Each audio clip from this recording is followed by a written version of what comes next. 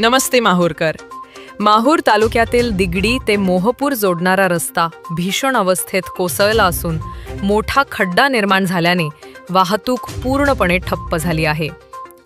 मुसळधार पावसामुळे झालेल्या या दुर्घटनेमुळे ग्रामस्थांना गंभीर अडचणींचा सामना करावा लागत आहे. हा रस्ता तालुक्यातील नागरिकांसाठी जीवनवाहिनी मानला जातो. मात्र रस्त्याचा मोठा भाग वाहून गेल्याने शेतकरी आपला माल बाजारात पोहोचवू शकत नाहीत. विद्यार्थ्यांचे शिक्षण धोक्यात आले आहे आणि रुग्णांना रुग्णालयापर्यंत पोहोचवणे अवघड झाले आहे. त्यामुळे अपघात होण्याची शक्यता प्रचंड वाढली आहे.